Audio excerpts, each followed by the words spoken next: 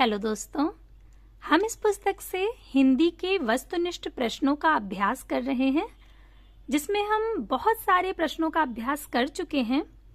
हिंदी साहित्य के इतिहास संबंधी प्रश्न, उसके बाद आदिकाल, भक्तिकाल, रीतिकाल, आधुनिक काल और हिंदी गद्य साहित्य के इतिहास से संबंधी जो प्रश्न हैं वो, और उसके बाद हमने नाटक और एकांकी के भी सभी प्रश्नों का अभ्यास कर लिया है और हम इस समय उपन्यास के प्रश्नों पर हैं। तो अगर आप लोगों ने अभी तक पिछले प्रश्नों का अभ्यास नहीं किया है तो आप प्लेलिस्ट के माध्यम से पिछले सभी प्रश्नों का अभ्यास करके अपनी तैयारी को बेहतर बना सकते हैं, क्योंकि हम ऐसा प्रयास करते हैं कि अभ्यास के दौरान जो भी चीजें आपको याद कराई जा सकती हैं उन्हें याद कराया जाए और जो कुछ भी समझाने योग्य है उसे समझाकर तब प्रश्न को हल कराया जाए। तो अगर आप लोग पिछले सारे प्रश्न देख लेंगे तो आपकी तैयारी तो बेहतर होगी ही अभी तक की, और जो आगे के प्रश्न हैं उन्हें समझने में आपको बहुत आसानी रहेगी। वो प्रश्न आपको जल्दी समझ में आएंगे और जल्दी याद होंगे। तो आप लोग प्लेलिस्ट के माध्यम से इसे देख सकते हैं और प्लेलिस्ट का लिंक आपको डिस्क्रिप्शन बॉक्स में मिल जाएगा। आप किसी भी ऐसे एग्जाम की तैयारी कर रहे हो जिसमें हिंदी विषय से जुड़े हुए प्रश्न आते हैं तो ये सभी प्रश्न आपके लिए अति महत्वपूर्ण हैं। इसलिए अभी जहां तक हम प्रश्नों को देख चुके थे उसके आगे शुरुआत करेंगे। हमने प्रश्न संख्या 605 तक देख लिया था कि जालपा किस उपन्यास की नायिका है। यहाँ तक हमने देख लिया था जालपा गबन जो उपन्यास है उसकी नायिका है। गबन किसका उपन्यास है? मुंशी प्रेमचंद जी का है। प्रेमचंद ने कुल कितने उपन्यास लिखे हैं, ये अगला प्रश्न है और विकल्प है 12, 9, 13 और 15। तो यहाँ पर विकल्प ए सही होगा 12। हमने पिछली क्लास या उसके पहले वाली क्लास में प्रेमचंद जी के सभी उपन्यासों को देखा था और विस्तार से समझा था कि कौन सा उपन्यास कब प्रकाशित हुआ और किसमें कौन सी कथा है, किस विषय को आधार लेकर के वो लिखा गया है। तो यहाँ पर आप एक चीज समझ लीजिए कि प्रेमचंद ने, वैसे अगर उनके उर्दू और हिंदी दोनों मिला लिए जाएं तब 12 से ज्यादा होंगे, लेकिन क्योंकि जो उनके उर्दू उपन्यास हैं उन्हीं को बाद में हिंदी में रूपांतरित किया गया है, तो यहाँ पर विकल्प ए सही होगा 12। आप इसको एक बार देख लीजिए। ये इनके उपन्यास हैं, ये हमने समझे थे क्लास में। अगर आपने वो क्लास नहीं देखी है तो एक बार देख लीजिएगा। ये प्रेमचंद जी के हिंदी उपन्यास हैं और ये क्रम से लिखे हुए हैं। देवोत्थान रहस्य, तो ये एक बार गिन लेते हैं कितने हैं। 1, 2, 3, 4, 5, 6, 7, 8, 9, 10, 11 और ये 12। मंगलसूत्र इनका आखिरी उपन्यास था, लेकिन ये अधूरा रह गया था, बाद में इसे पूर्ण किया गया और आपको बताया था कि किसने पूर्ण किया था इसे।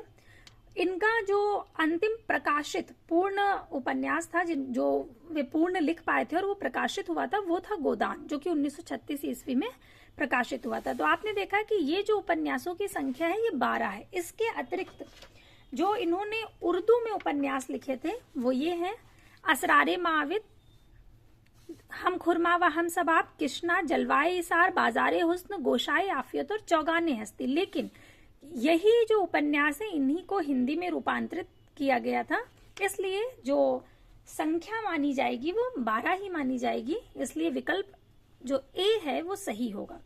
कथा सम्राट मुंशी प्रेमचंद ने कुल 12 उपन्यास लिखे, जिनका विवरण इस प्रकार है दिया गया है। देवोत्थान रहस्य, प्रेमा, सेवा सदन, वरदान, प्रेम आश्रम, रंगभूमि, कायाकल्प, निर्मला, गबन, कर्मभूमि, गोदान और मंगलसूत्र। मुंशी प्रेमचंद जी का जो जीवन काल है जो कि 1880 से 1936, ये भी आपको याद रखना है। अगला प्रश्न है कि हिंदी में नारी मनोविश्लेषणात्मक चित्रण करने वाले कथाकार कौन है? यशपाल, जैनेन्द्र, पांडे बेचन शर्मा उग्र या विष्णु प्रभाकर। तो यहाँ पर विकल्प बी सही होगा, जैनेन्द्र। हिंदी में नारी मनोविश्लेषणात्मक चित्रण किया है जैनेन्द्र ने। हिंदी में नारी मनोविश्लेषणात्मक चित्रण करने वाले कथाकार जैनेन्द्र हैं। इनके उपन्यासों का मूल विषय जो है वो काम, पीड़ा और अहम का समर्पण है। इनके नारी मनोविश्लेषणात्मक परक जो उपन्यास हैं वे हैं सुनीता, त्यागपत्र, विवर्त, दशार्क आदि। ये इनके नारी मनोविश्लेषणात्मक उपन्यास हैं। अगला प्रश्न है कि मुख्यतः दलित वर्ग का चित्रण प्रेमचंद के किस उपन्यास में किया गया है? वरदान में, निर्मला में, गबन में या कर्मभूमि में? तो विकल्प डी सही होगा, कर्मभूमि। मुख्यतः दलित वर्ग का चित्रण प्रेमचंद के कर्मभूमि उपन्यास में मिलता है। इसके जो प्रमुख पात्र हैं वे हैं लाला समरकांत, लाला अमरकांत, सुखदा, सकीना आदि। और जो वरदान उपन्यास है इसमें राष्ट्रीय आंदोलन का परिदृश्य और लोक कल्याण, देशभक्ति की भावना का चित्रण है। और निर्मला में अनमेल विवाह और गबन उपन्यास में आभूषण की लालसा और उससे उत्पन्न संकट का चित्रण हुआ है। ये जो इनका वरदान उपन्यास है इसका उर्दू नाम था जलवाए इसार, ये हमने याद किया था। और वरदान कब प्रकाशित हुआ था? 1921 ईस्वी में प्रकाशित हुआ था। अगर आपने वो क्लास नहीं देखी है जिसमें प्रेमचंद जी के उपन्यासों का हमने विस्तृत अध्ययन किया था तो आप एक बार देख लीजिएगा। फिर आपको प्रेमचंद जी से संबंधित जो उनके उपन्यास से संबंधित जो भी प्रश्न हैं उसमें आपको कोई भ्रम नहीं होगा और बहुत आसानी से आप उसे कर लेंगे, समझ आएगा। अब अगला प्रश्न है कि हिंदी के ऐतिहासिक उपन्यासकार कौन हैं? वृंदावन लाल वर्मा, अमृतलाल नागर, यशपाल या विष्णु प्रभाकर? तो विकल्प ए सही होगा, वृंदावन लाल वर्मा। वृंदावन लाल वर्मा ऐतिहासिक उपन्यासकार की श्रेणी में आते हैं। वृंदावन लाल वर्मा को हिंदी में सर वॉल्टर स्कॉट की उपाधि दी जाती है। अमृतलाल नागर के मानस का हंस, खंजन नयन, अमृत और विष ये इनके प्रमुख उपन्यास हैं। आपको बताया था कि अमृतलाल नागर जी ने जो मानस का हंस लिखा है ये 1972 ईस्वी में प्रकाशित हुआ था और इसमें उन्होंने तुलसीदास जी की जीवनी वर्णित की है। वहीं खंजन नयन में उन्होंने सूरदास जी की जीवनी को लिया है। विष्णु प्रभाकर जो है वो मानवतावादी उपन्यासकार हैं। यशपाल प्रगतिवादी और मार्क्सवादी उपन्यासकार। अगला प्रश्न है कि रंगभूमि उपन्यास किस दर्शन से प्रभावित है? मार्क्सवादी दर्शन से, राष्ट्रवादी दर्शन से, समाजवादी दर्शन से या गांधीवादी दर्शन से? तो यहाँ पर विकल्प डी सही होगा, गांधीवादी दर्शन। जो रंगभूमि उपन्यास है ये गांधीवादी दर्शन से प्रभावित है। रंगभूमि जो उपन्यास है इसकी विषय वस्तु भी हमने देखी थी। ये 1925 ईस्वी में प्रकाशित हुआ था और इसमें कृषक संघर्ष, गांधीवादी जो आंदोलन है, समाज सुधार का प्रयास दिखाया गया है। इसके प्रमुख पात्र हैं सूरदास, सोफिया, विनय, कुंवर भरत सिंह, रानी जानवी, जगधर, बजरंगी आदि। इसके बाद अगला प्रश्न है कि निम्नलिखित उपन्यासों को उनके रचनाकारों के साथ सुमेलित कीजिए। कुछ उपन्यास दिए गए हैं और उसके सामने रचनाकार दिए गए हैं, इनको सुमेलित करना है। तो अंधेरे बंद कमरे मोहन राकेश का है, जिंदगी नामा कृष्णा सोबती, बलचनमा नागार्जुन, सूरज का सातवां घोड़ा धर्मवीर भारती और चित्रलेखा भगवती चरण वर्मा जी का है। ये सारे उपन्यास हम विस्तार से देख चुके हैं। जिंदगी नामा कृष्णा सोबती जी का बहुत प्रसिद्ध उपन्यास रहा था इनका, जिसमें पंजाब की पृष्ठभूमि को लेकर के लिखा गया उपन्यास है। वहीं चित्रलेखा पाप और पुण्य को वर्णित करता हुआ भगवती चरण वर्मा जी का बहुत सुंदर उपन्यास है। तो ये सारे उपन्यास हम पहले भी देख चुके हैं, तो इसके अनुसार विकल्प सी बिल्कुल सही होगा। अगला प्रश्न है निम्नलिखित कृतियों को उनके रचनाकारों के साथ सुमेलित कीजिए। यहाँ पर देखिए चित्रलेखा फिर से आ गया। चित्रलेखा किसका है? भगवती चरण वर्मा जी का है। वहीं कब तक पुकारूं रांगे राघव का है। परती पर कथा ये फणीश्वरनाथ रेणु जी का है। परती पर कथा, दीर्घ तपा, जुलूस इत्यादि हमने देखे थे जब फणीश्वरनाथ रेणु जी का मैला आंचल उपन्यास हमने देखा था, तब इसे विस्तार से समझा था और इस पर चर्चा की थी। वहीं मानस का हंस किसका है? तो मानस का हंस है अमृतलाल नागर जी का, जिसमें उन्होंने तुलसीदास जी की जीवनी को लिया है या रखा है। तो इसके अनुसार विकल्प डी बिल्कुल सही होगा। मानस का हंस का प्रकाशन वर्ष क्या है? 1972 ईस्वी। ये भी ध्यान रखिएगा क्योंकि ये प्रश्न बहुत बार पूछा गया है कि मानस का हंस कब प्रकाशित हुआ था। अगला प्रश्न है कि इन रचनाओं को उनके रचनाकारों के साथ सुमेलित करना है। सबसे पहला है तमस। तो तमस किसका है? भीष्म साहनी जी का है। कुरु कुरु स्वाहा मनोहर श्याम जोशी, इसको हमने याद किया था। और राग दरबारी किसका है? श्रीलाल शुक्ल जी का है। और आधा गांव है राही मासूम रजा जी का। तमस भीष्म साहनी, कुरु कुरु स्वाहा मनोहर श्याम जोशी, राग दरबारी श्रीलाल शुक्ल का है। आधा गांव राही मासूम रजा जी का है। और अंधेरे बंद कमरे मोहन राकेश का है। तो इसके अनुसार विकल्प बी सही होगा। अगला प्रश्न है कि गोदान उपन्यास को गद्य में प्रस्तुत महाकाव्य कहा जाता है क्योंकि उसमें जो उपन्यास है गोदान, आप लोगों ने पढ़ा भी होगा, आपने देखा होगा कि उसमें बहुत विस्तार से और बहुत सी चीजों को प्रेमचंद जी ने समाहित किया है। तो उसको गद्य में प्रस्तुत महाकाव्य कहा जाता है। क्यों कहा जाता है? क्या उसमें भारतीय जीवन का यथार्थ चित्रण है? तो बिल्कुल है। सामान्य आदमी की अच्छाइयों का विवेचन है, ये भी है, और भारतीय संस्कारों का सूक्ष्म अभिनिवेश मिलता है उसमें। तो ये तीनों ही बातें सही हैं, इसलिए विकल्प डी सही होगा इनमें से सभी। गोदान उपन्यास को गद्य में प्रस्तुत महाकाव्य कहा जाता है क्योंकि उसमें निम्न विशेषताएं: भारतीय जनजीवन का यथार्थ चित्रण, सामान्य आदमी की अच्छाइयों का विवेचन और भारतीय संस्कारों का सूक्ष्म अभिनिवेश है। गोदान 1936 ईस्वी में प्रकाशित मुंशी प्रेमचंद जी का उपन्यास है। गोदान का नायक कौन है? होरी, और नायिका कौन है? धनिया। इनके परिवार के रूप में हम भारत की एक विशेष संस्कृति को सजीव और साकार पाते हैं। जब आप गोदान उपन्यास को पढ़ेंगे तो पाएंगे कि छोटी छोटी बातों से भारतीय संस्कृति को उजागर किया गया है। अगला प्रश्न है कि यशपाल के झूठा सच उपन्यास की लोकप्रियता का कारण क्या है? उसमें झूठ को सच के रूप में दिखाया गया है? ऐसा बिल्कुल नहीं है। उसमें भारत विभाजन की वेदना का यथार्थ प्रस्तुत है, तो ये बिल्कुल सही है। ये भारत के विभाजन पर लिखा गया उपन्यास है जो कि 2 भागों में प्रकाशित हुआ था, एक वतन और देश और दूसरा देश का भविष्य। इसको हमने इस तरह से याद किया था कि वतन और देश आएगा और देश के तुरंत बाद फिर देश शब्द आएगा, देश का भविष्य। ये हम याद कर चुके हैं पहले भी। तो यहाँ पर विकल्प बी सही होगा। इसके अतिरिक्त है कि इसमें मनुष्यता को हराते हुए दिखाया गया है, ये भी गलत है। और इसमें रचनाकार कुछ भी अपनी ओर से नहीं कहता, ये भी गलत है। केवल विकल्प बी सही है कि उसमें भारत विभाजन की जो वेदना है उसका यथार्थ प्रस्तुत किया गया है।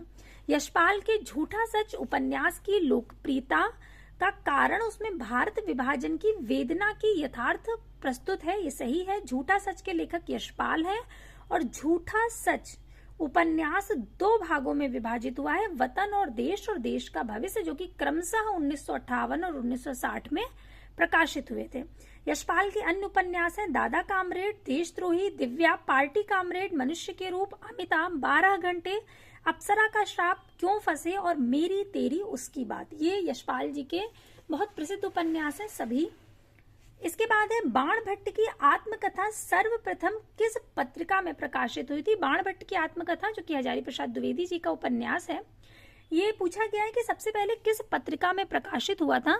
तो बाण भट्ट की आत्मकथा जो है ये सर्वप्रथम विशाल भारत पत्रिका में प्रकाशित हुआ था। बाण भट्ट की आत्मकथा आचार्य हजारी प्रसाद द्विवेदी द्वारा रचित एक ऐतिहासिक हिंदी उपन्यास है। इसमें 3 प्रमुख पात्र हैं, बाण भट्ट, भट्टनी और निपुणिका। बाण भट्ट की आत्मकथा का प्रकाशन 1946 ईस्वी में हुआ था और इसकी विषय वस्तु प्रेम का उदात्तीकरण और हर्षकालीन जो सामाजिक, राजनैतिक और सांस्कृतिक स्थिति है उसका चित्रण इसमें मिलता है। इसके बाद अगला प्रश्न है जिसमें एक कथन दिया गया है और पूछा गया है कि यह कथन किसका है। कथन है कि स्त्री की सफलता पुरुष को बांधने में है किंतु सार्थकता पुरुष की मुक्ति में है। स्त्री की सफलता पुरुष को बांधने में है किंतु सार्थकता पुरुष की मुक्ति में है। तो बाण भट्ट की आत्मकथा में यह कथन किसका है? तो ये महामाया भैरवी कहती हैं कि स्त्री की सफलता पुरुष को बांधने में है किंतु सार्थकता पुरुष की मुक्ति में। बाण भट्ट की आत्मकथा में यह कथन महामाया भैरवी का है। बाण भट्ट की आत्मकथा के लेखक आचार्य हजारी प्रसाद द्विवेदी जी हैं। ये उपन्यास बहुत प्रसिद्ध उपन्यास है हजारी प्रसाद द्विवेदी जी का, बाण भट्ट की आत्मकथा। बहुत से पाठ्यक्रम में, बहुत सी ऐसी परीक्षाएं हैं जिनके पाठ्यक्रम में ये उपन्यास लगा रहता है। तो अगर आप किसी ऐसे एग्जाम की तैयारी कर रहे हैं जिसमें ये है तो आपको इसका मूल पढ़ना चाहिए। और वैसे भी मैं बार बार कहती हूँ कि आप अगर पाठ्यक्रम के अनुसार जो भी चीजें लगी हुई हैं उनका अगर आप मूल पढ़ लेंगे तो फिर आपको किसी भी तरह के जो प्रश्न हैं उनको हल करने में कभी कोई समस्या नहीं आएगी, क्योंकि आपने मूल पढ़ा है। तो किसी भी तरह से घुमाकर प्रश्न पूछा जाएगा, आप बहुत आसानी से उसका उत्तर दे सकते हैं।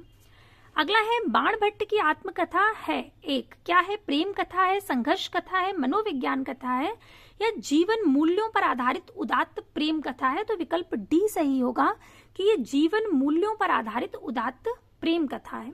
बाणभट्ट की आत्मकथा एक जीवन मूल्यों पर आधारित उदात्त प्रेम कथा है। यह हजारी प्रसाद द्विवेदी जी का उपन्यास है और कब प्रकाशित हुआ था? तो 1946 ईस्वी। जो भी प्रकाशन वर्ष हम याद कर चुके हैं या जो आपको याद हैं, जितने बार भी वो उपन्यास आए, वो रचना आए, वो कृति आए, आपको तुरंत उसका प्रकाशन वर्ष दोहराना है अपने मन में। इससे क्या होता है, जब हम बार बार चीजों को दोहराते हैं तो वो उतनी ही दृढ़ हो जाती हैं। इसलिए हमें बार बार, जितने बार भी आएगा, हमें अपने मन में एक बार दोहरा लेना है। बाणभट्ट की आत्मकथा 1946 ईस्वी में प्रकाशित हुआ था। अगला है कि गोदान का गोबर किस वर्ग का प्रतिनिधित्व करता है? गोदान में जो गोबर पात्र है, ये होरी का पुत्र है और ये इसका जो स्वभाव है, आप कह सकते हैं कि एक विरोधी, एक नई पीढ़ी का जो विरोध होता है पुरानी परंपराओं, पुरानी रूढ़ियों के खिलाफ, वो गोबर के माध्यम से प्रेमचंद जी ने दिखाया है। तो पहला है कि सामंतशाही को चुपचाप सहन करने वाले वर्ग का नहीं, गोबर इस स्वभाव का नहीं था कि वो सारी चीजों को चुपचाप सहन कर लेता। ऋण विरोधी नई पीढ़ी के किसान युवक का, तो ये बिल्कुल सही होगा विकल्प बी, क्योंकि जो गोबर था वो रूढ़ियों का विरोध करता था।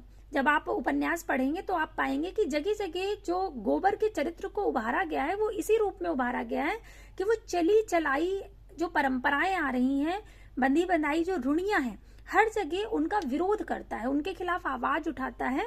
तो यहाँ पर विकल्प बी सही होगा। इसके अतिरिक्त जो विकल्प हैं वे हैं रूढ़िवादी परंपरा को मानने वाले वर्ग का, तो गलत है। समाज सेवा करने वाले वर्ग का, ये भी गलत है। समाज सेवा जैसा कुछ भी नहीं दिखाया गया है उसके पात्र में। गोदान का गोबर ऋण विरोधी नई पीढ़ी के किसान युवक वर्ग का प्रतिनिधित्व करता है।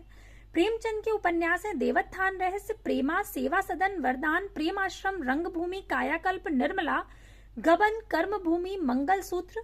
प्रेमचंद ने सन 1929 ईस्वी में प्रेमा उपन्यास को संशोधित करके प्रतिज्ञा शीर्षक से प्रकाशित कराया था। यह भी बहुत महत्वपूर्ण तथ्य है कि प्रेमा को किस नाम से प्रकाशित कराया गया था बाद में, तो प्रतिज्ञा शीर्षक से या प्रतिज्ञा नाम से प्रकाशित कराया गया था 1929 ईस्वी में। तो ये एक महत्वपूर्ण तथ्य है और इससे प्रश्न पूछे जाते हैं। प्रेमा जो उपन्यास है ये 1907 ईस्वी में आया था और जब प्रतिज्ञा नाम से प्रकाशित कराया गया तो 1929 ईस्वी में प्रकाशित कराया गया था। अगला प्रश्न है कि गोदान का कौन सा पात्र प्रेमचंद के प्रगतिशील विचारों का वाहक माना जाता है? तो जो प्रोफेसर मेहता हैं वे प्रगतिशील विचारों के वाहक माने जाते हैं। प्रेमचंद के जो प्रगतिशील विचार हैं वो आपको प्रोफेसर मेहता का जो पात्र है उसमें देखने को मिल जाएंगे। विकल्प सी सही होगा। अन्य विकल्प है होरी, मिस्टर खन्ना और ओंकारनाथ। गोदान उपन्यास का प्रोफेसर मेहता पात्र प्रेमचंद के प्रगतिशील विचारों का वाहक माना जाता है। गोदान 1936 ईस्वी में प्रकाशित हुआ था जिसके लेखक हैं मुंशी प्रेमचंद। गोदान के पात्र इस प्रकार हैं: होरी, धनिया, गोबर, झुनिया, भोला, राय साहब, मेहता, मालती, खन्ना, दाता दीन और गोविंदी। इसके बाद अगला प्रश्न है कि हिंदी साहित्य का सबसे नया और शक्तिशाली रूप किस साहित्यिक विधा में प्रकट हुआ है? तो विकल्प ए सही होगा, उपन्यास। अन्य विकल्प है निबंध, कहानी और नाटक। हिंदी साहित्य का सबसे नया और शक्तिशाली रूप आप देखेंगे तो वो उपन्यास है। अगला प्रश्न है कि गोदान के किस पात्र ने कहा है कि विवाह को मैं सामाजिक समझौता समझता हूँ और उसे तोड़ने का अधिकार न पुरुष को है न स्त्री को। समझौता करने से पहले आप स्वाधीन हैं और समझौता हो जाने के बाद आपके हाथ कट जाते हैं। ये बात कहते हैं प्रोफेसर मेहता। विकल्प ए सही होगा। जैसा कि आपको अभी बताया था कि जो प्रोफेसर मेहता हैं वे प्रेमचंद जी के प्रगतिशील विचारों के भी वाहक हैं। अतिरिक्त जो विकल्प हैं वे हैं पंडित ओंकारनाथ, अमरपाल सिंह और मिर्जा खुर्शीद। मुंशी प्रेमचंद द्वारा लिखित उपन्यास गोदान, जो कि कृषक जीवन का महाकाव्यात्मक उपन्यास माना जाता है, ये प्रोफेसर मेहता इसके प्रमुख पात्र हैं, जो कि एक प्रसंग में कहते हैं कि विवाह को मैं सामाजिक समझौता समझता हूँ और उसे तोड़ने का अधिकार न पुरुष को है न स्त्री को। समझौता करने से पहले आप स्वाधीन हैं और समझौता हो जाने के बाद आपके हाथ कट जाते हैं। अगला प्रश्न है कि लाल चीन उपन्यास के लेखक का क्या नाम है? बृजनंदन सहाय, लाला सीताराम, लाला श्रीनिवास दास या श्रीपत राय। तो लाल चीन ये उपन्यास है ब्रजनंदन सहाय जी का, विकल्प ए सही होगा। लाल चीन उपन्यास के लेखक ब्रजनंदन सहाय हैं। सौंदर्योपासक राधाकांत राजेंद्र मालती इनकी अन्य औपन्यासिक कृतियां हैं और इनका सर्वश्रेष्ठ उपन्यास है सौंदर्योपासक। ये बहुत बार पूछा जाता है कि सौंदर्योपासक किसका उपन्यास है, तो ध्यान रखिएगा ब्रजनंदन सहाय का। इसको आप ऐसे याद रख सकते हैं, सौंदर्योपासक जो शब्द है ये दो शब्दों से मिलकर बना है, एक सौंदर्य और दूसरा उसका उपासक। तो सौंदर्य और उपासक शब्द से मिलकर के बना है सौंदर्योपासक। तो सौंदर्य का उपासक या सौंदर्य के उपासक कहाँ मिलेंगे आपको, ब्रज में मिल जाएंगे। कहाँ मिलेंगे, ब्रज में। तो सौंदर्य के उपासक हमें ब्रज में मिलेंगे। इस तरह से जोड़ करके हम याद रख सकते हैं कि सौंदर्योपासक शब्द जो है वो ब्रजनंदन सहाय का है। अगला है बावन दास किस उपन्यास का प्रमुख पात्र है, तो ये मैला आंचल का प्रमुख पात्र है। मैला आंचल पुस्तक आपको दिखाई जा चुकी है, जिसके प्रमुख पात्रों पर भी हम चर्चा कर चुके हैं। तो बामन दास मैला आंचल का पात्र है, विकल्प बी सही होगा। इसके अतिरिक्त जो विकल्प हैं वो है जुलूस, दीर्घ तपा और परती परिकथा। बावन दास फणीश्वरनाथ रेणु द्वारा लिखित हिंदी के प्रथम आंचलिक उपन्यास मैला आंचल का पात्र है। बावन दास गांधीवादी विचारधारा का व्यक्ति है। जुलूस, दीर्घ तपा तथा परती परिकथा ये सभी फणीश्वरनाथ रेणु जी के उपन्यास हैं। अगला है कि यह कथन किसका है। कथन दिया गया है, कथन देखिएगा ध्यान से, कि मैं इस सिद्धांत का समर्थक हूं कि संसार में छोटे बड़े हमेशा रहेंगे और उन्हें हमेशा रहना चाहिए। इसे मिटाने की चेष्टा करना मानव जाति के सर्वनाश का कारण होगा। ये जो विचार हैं ये प्रेमचंद जी के हैं।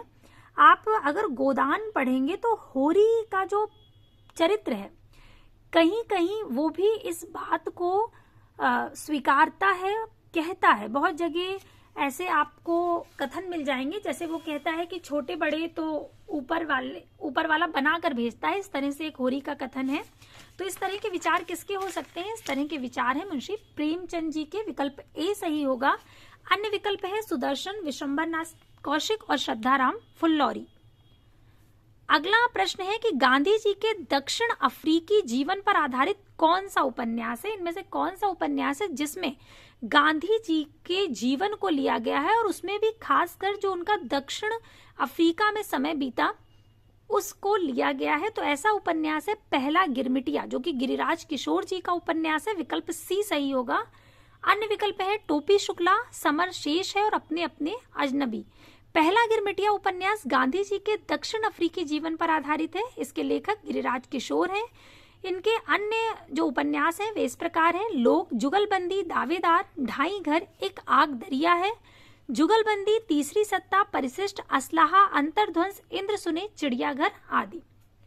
इसके बाद प्रश्न है कि प्रेमचंद्र जी ने पहला उपन्यास कौन सा लिखा था। प्रेमचंद जी ने पहला उपन्यास इनमें से कौन सा है, तो इनमें से है विकल्प सी सही होगा, सेवा सदन। अगर आपको सबके प्रकाशन वर्ष याद है तो आप तुरंत पहचान जाएंगे, क्योंकि निर्मला कब प्रकाशित हुआ था 1927 ईस्वी में, कायाकल्प प्रकाशित हुआ 1926 ईस्वी में, प्रेमाश्रम प्रकाशित हुआ था 1922 ईस्वी में और सेवा सदन प्रकाशित हुआ था 1918 ईस्वी में। तो इसमें से जो पहला प्रकाशित है वो सेवा सदन होगा, विकल्प सी। अगर आपने पिछली क्लास ली है तो आपको ये सारे सन आशा करती हूँ कि याद होंगे और आप तुरंत पहचान गए होंगे कि विकल्प सी सही है, सेवा सदन। सेवा सदन 1918 में प्रकाशित हुआ। ये प्रेमचंद जी का पहला उपन्यास है। इस उपन्यास में वैश्या जीवन से संबद्ध समस्या का चित्रण किया गया है। इनके जो अन्य उपन्यास हैं वे हैं देवोत्थान रहस्य, प्रेमा, वरदान, प्रेमाश्रम, रंगभूमि, कायाकल्प, निर्मला, गबन, कर्मभूमि, गोदान और मंगलसूत्र आदि। अगला प्रश्न है कि प्रेमचंद युग को युग कहने का आधार क्या है, कहानी, नाटक, लघु कथा या उपन्यास। तो प्रेमचंद जी का जो युग रहा उसे युग कहने का आधार उसमें लिखे गए उपन्यास हैं। इतने सशक्त उपन्यास लिखे गए कि जिसके कारण वो एक युग पड़ गया। तो विकल्प डी सही होगा। प्रेमचंद युग को युग कहने का जो आधार है वो उपन्यास है। मुंशी प्रेमचंद, जिनका जीवन काल 1880 से 1936 ईस्वी तक रहा, इनका मूल नाम था धनपत राय श्रीवास्तव, किंतु ये नाम बदलकर नवाब राय के नाम से लिखते थे। धनपत राय को प्रेमचंद नाम उर्दू के लेखक दया नारायण निगम ने दिया था। हम लोग इस पर पहले भी चर्चा कर चुके हैं कि उन्हें कौन सा नाम किसने दिया है। तो इसमें जो प्रेमचंद नाम, जो कि इनका सर्वाधिक प्रसिद्ध है और जिसके नाम से वे आज जाने जाते हैं, ये नाम दिया है दया नारायण निगम जी ने। और इसके अतिरिक्त तो उपन्यास सम्राट की संज्ञा किसने दी है? तो उपन्यास सम्राट इनको बांग्ला के जो कथाकार हैं शरद चंद्र चट्टोपाध्याय, उन्होंने मुंशी प्रेमचंद जी को उपन्यास सम्राट की संज्ञा दी है। इसके बाद अगला प्रश्न है कि परख और त्यागपत्र उपन्यासों के लेखक कौन है? चतुरसेन शास्त्री, जैनेन्द्र, अज्ञेय या प्रेमचंद? तो विकल्प बी सही होगा, जैनेन्द्र। परख और त्यागपत्र उपन्यासों के लेखक जैनेन्द्र हैं। जैनेन्द्र मनोवैज्ञानिक उपन्यासकार हैं। इनके अन्य उपन्यास हैं सुनीता, कल्याणी, सुखदा, विवर्त, व्यतीत, जयवर्धन, मुक्तिबोध, अनंतर, अनाम स्वामी और दशार्क। जैनेन्द्र कुमार के उपन्यासों का मूल विषय जो है वो काम पीड़ा और अहम का समर्पण है। जब आप इनके उपन्यासों को पढ़ेंगे तो आप पाएंगे कि इनके जो अधिकांश उपन्यास हैं वो इसी विषय को आधार बना करके लिखे गए हैं। इसके बाद अगला प्रश्न है कि निम्न में से भीष्म साहनी द्वारा रचित उपन्यास कौन सा है? इनमें से देहाती दुनिया, सती मैया का चौरा, धरती धन्ना अपना या मैया दास की माड़ी? तो भीष्म साहनी जी का जो उपन्यास है वो विकल्प डी सही होगा, मैया दास की माड़ी। भीष्म साहनी द्वारा रचित उपन्यास मैया दास की माड़ी है। इस उपन्यास में सन 1840 से 1920 तक जो पंजाब की राजनीतिक और सामाजिक जो यथार्थ है पंजाब का, उसका अंकन किया गया है। इनके अन्य उपन्यास हैं झरोखा, कड़ियां, तमस, वसंती, कुंतो, नीलू, नीलिमा, नीलोफर। तमस पर हम पहले भी चर्चा कर चुके हैं। इस पर, तमस उपन्यास पर फिल्म भी बनाई गई और इस पर धारावाहिक भी आया था। बहुत प्रसिद्ध उपन्यास इनका रहा तमस। और मैया दास की माड़ी, ये भी भीष्म साहनी जी का है। अगला प्रश्न है कि निम्नलिखित में से कौन सा सुमेलित नहीं है? तो पलटू बाबू रोड फणीश्वरनाथ रेणु का है, बिल्कुल सही है। मृगांतक गंगा प्रसाद विमल का है, ये भी सही है। दिलो दानिश, ये कृष्णा सोबती जी का उपन्यास है, न कि ममता कालिया जी का, क्योंकि ये गलत है और गलत ही पूछा गया है कि कौन सा सुमेलित नहीं है, इसलिए विकल्प सी सही होगा। और रात का रिपोर्टर ये निर्मल वर्मा जी का है। अगला प्रश्न है कि निम्नलिखित में से कौन सा सुमेलित नहीं है? फिर वही 4 रचना दी गई है और उनके रचनाकार दिए हैं और उनमें से जो गलत है वो पहचानना है आपको। तो वयम रक्षामा चतुरसेन शास्त्री जी का सही है। पुनर्नवा हजारी प्रसाद द्विवेदी जी का है। गढ़कुंडार ये राहुल सांकृत्यायन जी का नहीं है, ये उपन्यास है वृंदावन लाल वर्मा जी का। और विवर्त जैनेन्द्र कुमार का है, तो सही होगा यहाँ पर विकल्प सी सही होगा, क्योंकि ये राहुल सांकृत्यायन जी का नहीं है, ये वृंदावन लाल वर्मा जी का उपन्यास है। वृंदावन लाल वर्मा जी के अन्य उपन्यास हैं विराटा की पद्मिनी, मृगनयनी, टूटे काटे, अहिल्याबाई, भुवन विक्रम, माधव जी सिंधिया, झांसी की रानी, कचनार, रामगढ़ की रानी, महारानी दुर्गावती। इसके बाद प्रश्न है कि लवंग लता किस विधा की रचना है? कहानी है, नाटक है, उपन्यास है या प्रहसन है? तो जो लवंग लता है ये उपन्यास है, विकल्प बी सही होगा।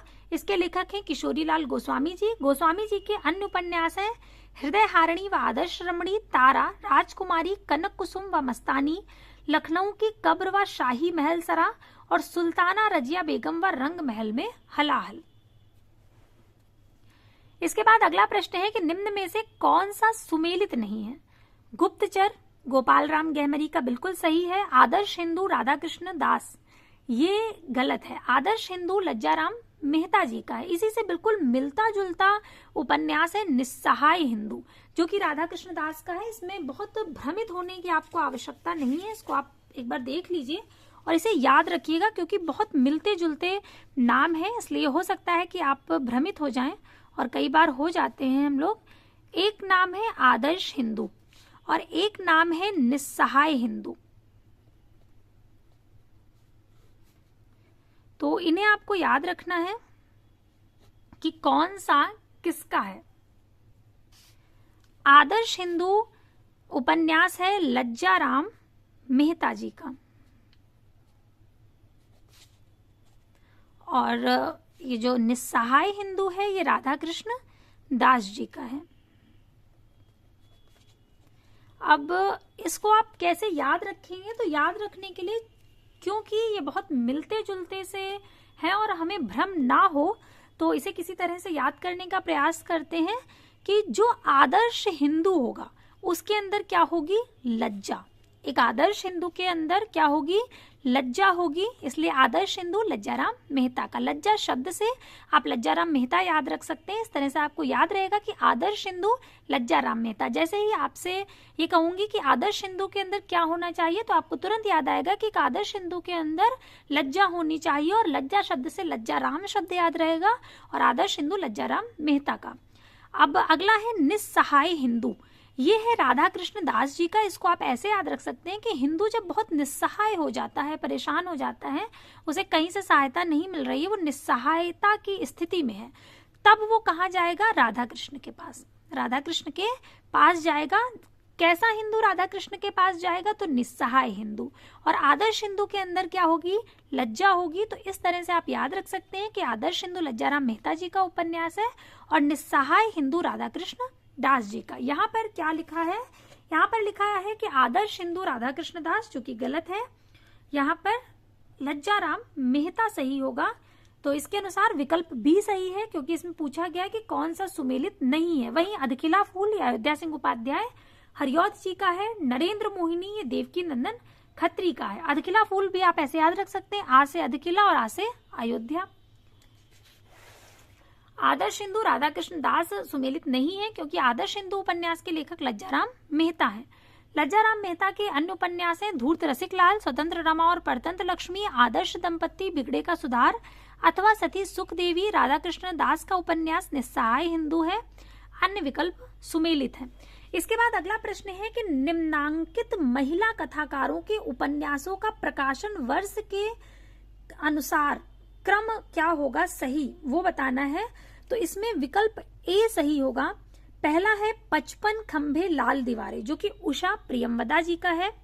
ये 1961 में प्रकाशित हुआ। तत्सम राजी सेठ का है, 1983 में प्रकाशित हुआ। दिलो दानिश कृष्णा सोबती का उपन्यास है, ये 1993 में प्रकाशित हुआ। और आवा चित्रा मुदगल का उपन्यास है, जो कि सन 2000 ईस्वी में प्रकाशित हुआ। तो इसके अनुसार क्रम ए सही होगा। 55 खंबे लाल दीवारें, फिर तत्सम, फिर दिलो दानिश और उसके बाद आवा। अगला प्रश्न है कि शेष यात्रा की लेखिका कौन है? शेष यात्रा उषा प्रियमवदा का है, कृष्णा सोबती का है, नासिरा शर्मा का है, या मन्नू भंडारी का है? तो विकल्प ए सही होगा, उषा प्रियमवदा। इसको हमने ऐसे याद किया था कि शेष यात्रा किसके साथ करेंगे? उषा के साथ, या शेष यात्रा। आप इसको फिर से देख लीजिए और आप इसको याद रख सकते हैं इस तरह से। उपन्यास का नाम है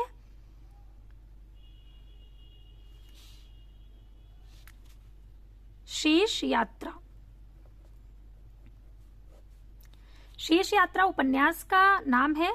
जब ये मान लीजिए कि हम ये कह रहे हैं कि जो बची हुई यात्रा है, जो शेष यात्रा है, वो उषा हो जाने पर आरंभ की जाएगी। जब यात्रा करते करते बहुत रात्रि हो जाती है, बहुत रात हो जाती है, तो हम कहते हैं कि चलो अब यात्रा को विराम देते हैं, और जो बची हुई यात्रा है वो सुबह करेंगे, सुबह से शुरुआत करेंगे।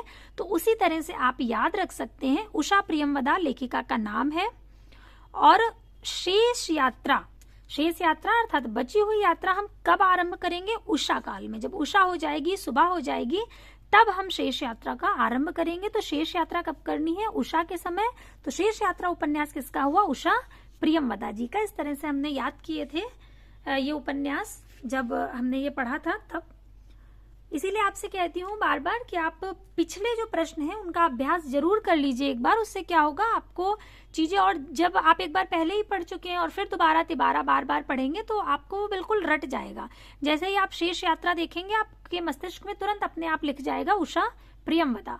तो विकल्प ए सही होगा। अन्य विकल्प हैं कृष्णा सोबती, नासिरा शर्मा और मन्नू भंडारी। 55 खंबे लाल दीवारें, रुकोगी नहीं राधिका, शेष यात्रा, अंतर्वंशी तथा भय कबीर उदास, ये उषा प्रियमवदा जी के उपन्यास है। अगला प्रश्न है कि अनारो किसका उपन्यास है? ममता कालिया का, चित्रा मुदगल का, मंजुल भगत का, या राजी सेठ का? तो विकल्प सी सही होगा, मंजुल भगत। अनारो जो उपन्यास है ये मंजुल भगत का है। अनारो, बेगाने घर में खातुल, तिरछी बौछार, गंजी इत्यादि ये मंजुल भगत के उपन्यास है। वहीं एक जमीन अपनी, आवा तथा गिली गड्डू ये चित्रा मुदगल के उपन्यास हैं। और बेघर, नरक दर नरक, प्रेम कहानी, साथी, लड़कियां, एक पत्नी के नोट्स, सुखम दुखम सुखम, ये सब ममता कालिया के उपन्यास है। और वही तत्सम और निष्कवच ये राजी सेठ के उपन्यास हैं। तत्सम और निष्कवच ये बहुत पूछे गए उपन्यास हैं, बहुत महत्वपूर्ण है। इसके बाद अगला प्रश्न है कि प्रकाशन वर्ष के आधार पर निम्नलिखित उपन्यासों का सही अनुक्रम क्या होगा। पहला है रुकोगी नहीं राधिका, उषा प्रियमवदा जी का है। आपका बंटी मन्नू भंडारी जी का है। और चाक मैत्रेयी पुष्पा का है। और आवा चित्रा मुदगल का उपन्यास है।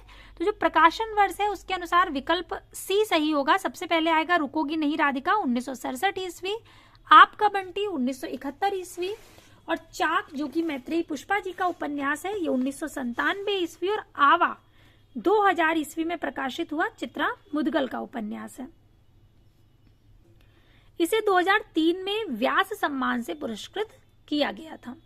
अगला प्रश्न है कि अलमा कबूतरी किसकी रचना है। मैत्रेयी पुष्पा की है ये, विकल्प सी सही होगा। अन्य विकल्प हैं मृदुला गर्ग, गीतांजलि श्री और चित्रा मुदगल। यहाँ पर विकल्प सी सही होगा, मैत्रेयी पुष्पा। ये अलमा कबूतरी 2000 ईस्वी में प्रकाशित हुआ मैत्रेयी पुष्पा जी का उपन्यास है। कठगुलाब मृदुला गर्ग का है। एक जमीन अपनी चित्रा मुदगल का है। और माई ये गीतांजलि श्री का उपन्यास है। इसको आप ऐसे याद रख सकते हैं कि जो माई है वो गीता पढ़ती हैं, तो माई शब्द से माई क्या करती हैं, गीता पढ़ती हैं। तो गीतांजलि श्री शब्द आपको याद रहेगा। एक जमीन अपनी, मैं एक जमीन अपनी लूंगी जिस पर चित्र बनाऊंगी, जिस पर क्या करूंगी, चित्र बनाऊंगी। एक जमीन अपनी होगी जिस पर क्या बनाया जाएगा, जिस पर चित्र बनाए जाएंगे। तो चित्र से चित्रा शब्द आप याद रख सकते हैं। तो एक जमीन पर जो आपकी अपनी जमीन होगी उस पर क्या करना है, चित्र बनाने हैं। कठ गुलाब, गुलाब कैसा होता है, कठ नहीं होता है यहाँ पर, और गुलाब मृदु होता है, बहुत मुलायम होता है गुलाब। तो जहां पर भी कठ गुलाब में जो गुलाब शब्द आया है उससे आपको ये ध्यान रखना है कि ये बहुत ही मृदु होता है। तो कठ गुलाब आपको अपने आप याद आ जाएगा कि मृदु या मुलायम शब्द जैसा कुछ है, तो मृदुला गर्ग। वही अलमा कबूतरी ये किसका है, मैत्रेयी पुष्पा जी का उपन्यास है। तो इस तरह से आप इसको याद रख सकते हैं। इसके बाद अगला प्रश्न जो है उसमें कहा गया है कि इन रचनाओं को उनकी लेखिकाओं के साथ सुमेलित करना है। आपका बंटी मन्नू भंडारी का है। 55 खंबे लाल दीवारें, अभी हम ये इतने बार देख चुके हैं, अभी इसी क्लास में हम कम से कम 2 से 3 बार देख चुके हैं कि 55 खंबे लाल दीवारें उषा प्रियमवदा जी का है। और वही आवा किसका है, चित्रा मुदगल का है। और बेघर ये ममता कालिया जी का उपन्यास है। तो इसके अनुसार विकल्प बी सही होगा। आपका बंटी मन्नू भंडारी 1971, 55 खंबे लाल दीवारें उषा प्रियमवदा, आवा चित्रा मुदगल का सन 2000 में प्रकाशित हुआ, बेघर ममता कालिया का 1971 में, और समय सरगम कृष्णा सोबती का सन 2000 ईस्वी में प्रकाशित हुआ। इसके बाद अगला प्रश्न है कि कठ गुलाब की रचनाकार कौन है। तो अभी हमने याद किया है कि गुलाब कैसा होता है, मृदु होता है, मुलायम होता है। तो मृदु या मुलायम शब्द से हमें मृदुला शब्द याद रखना है। कठ गुलाब की रचनाकार कौन है, मृदुला गर्ग, विकल्प बी सही होगा। अन्य विकल्प है मंजुल भगत, ममता कालिया और मन्नू भंडारी।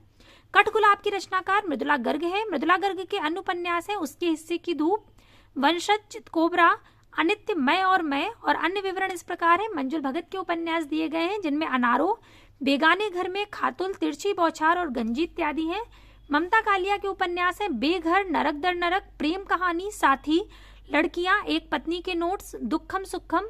और मन्नू भंडारी के उपन्यास है आपका बंटी और महाभोज।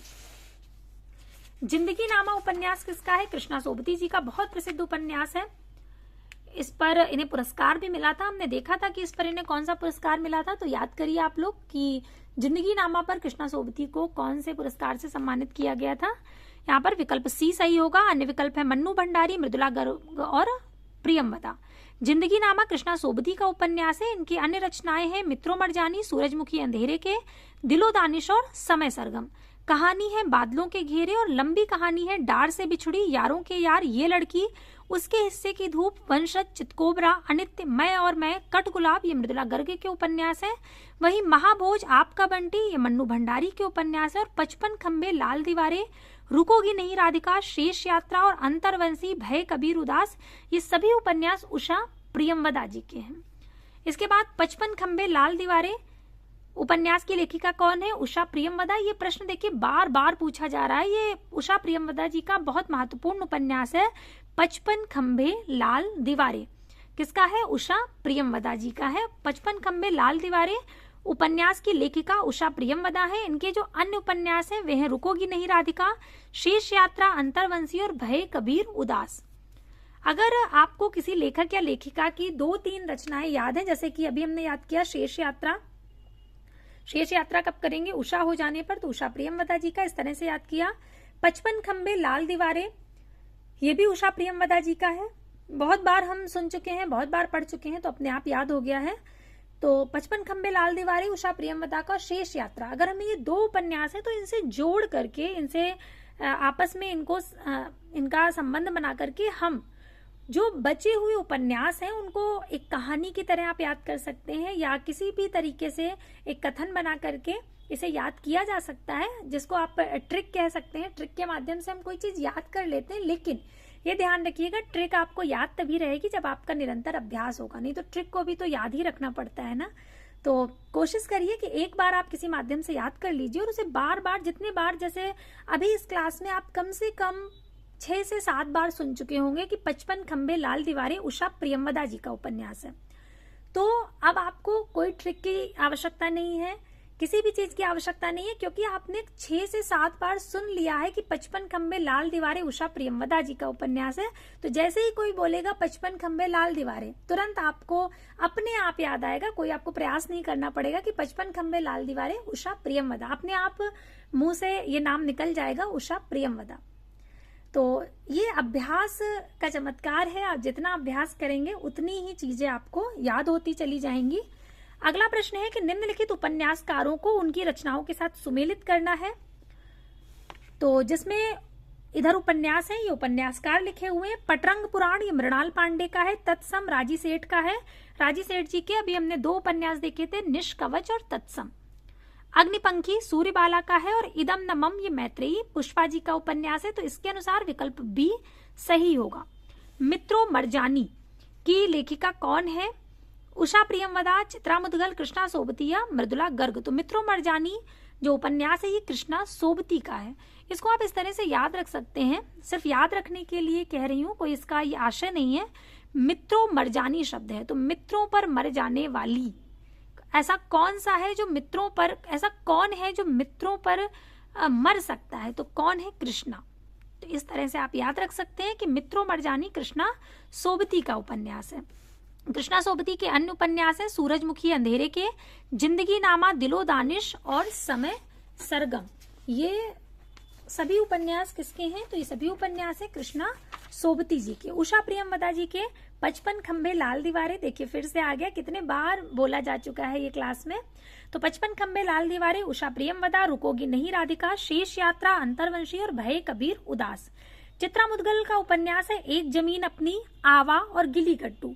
इसको हमने ऐसे याद किया था कि एक जमीन अपनी लेंगे जिसपे क्या करने हैं? चित्र बनाने हैं। तो एक जमीन अपनी चित्रा मुदगल का है। आवा और गिली गड्डू ये भी चित्रा मुदगल जी के उपन्यास है।